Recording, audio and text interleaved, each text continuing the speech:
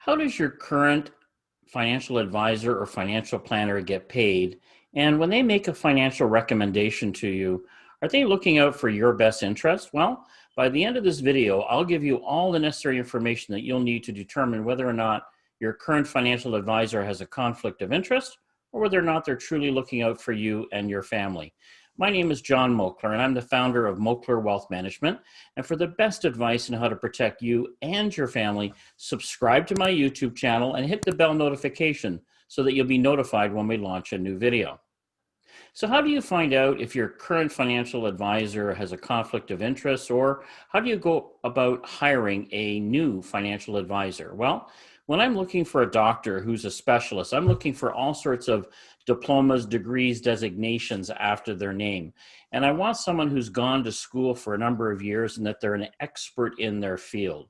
And that same analogy can be used when you're looking to find a financial planner, because we have designations and degrees after our names as well.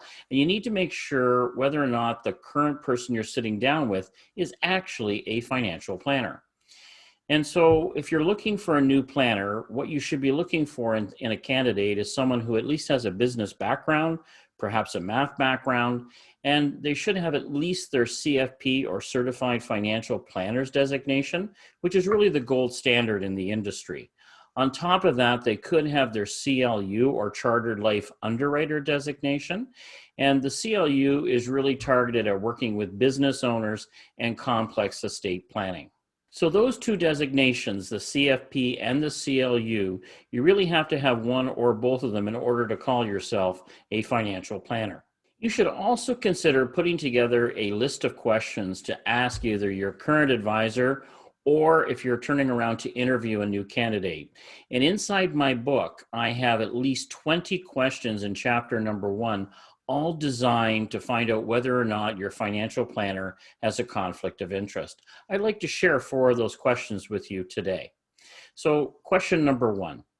Your advisor uses what we call a letter of engagement, which details all of the information on the services that they are going to be providing to you in writing. So that's either a yes or a no. And that's a document that we do use to outline what we're going to be delivering to you as part of the final financial plan. Now, question number 2 is kind of interesting. Question number 2 is, my current financial planner or financial advisor has my best interest at heart.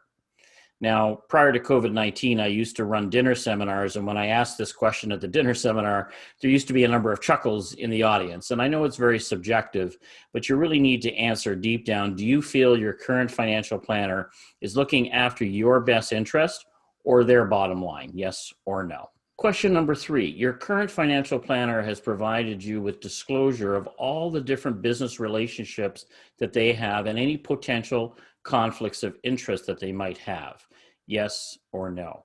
Now, that's kind of a key question, because I have seen it where accountants have referred a financial planner or a financial advisor to the client, and what the client hasn't been told is that the financial planner or financial advisor is turning around and giving a referral fee for any of the business that's developed, and that certainly needs to be disclosed. Question number 4, your financial planner has provided you with a detailed breakdown of all of the fees and compensation that they will be paid for, and that it's all broken down by percentage and dollar terms so that you fully understand how they're actually being paid for their services. Let's throw in a bonus question.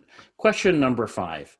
Your advisor has met with your lawyer or your accountant in order to make sure that all of the recommendations, both from risk management or insurance and investments, are all aligned with your wills and estate planning. This is kind of key, because as we get down the path with a number of our clients and we meet with their lawyers or accountants, sometimes things are not lined up. So you got to make sure that you'll have all of your ducks in a row. Leave a comment in the section below and let us know whether or not you would like us to email you the full list of 20 questions so that you can put it together and actually, do your own comparison. Because if your current financial advisor gets a 19 or 20 out of 20, then they're probably going down the right path with you. But anything 18 or below, you should be looking for another candidate. If you'd like to learn more about whether or not your existing advisor has a conflict of interest, click on one of the links below to attend my masterclass, or there's another link you can click on to apply to become my client. And if you like this video, give it a thumbs up, subscribe to my channel, and share the video with a friend. Thank you for watching, and always remember, when we develop financial plans for our clients, we always make sure that their money outlives them in retirement.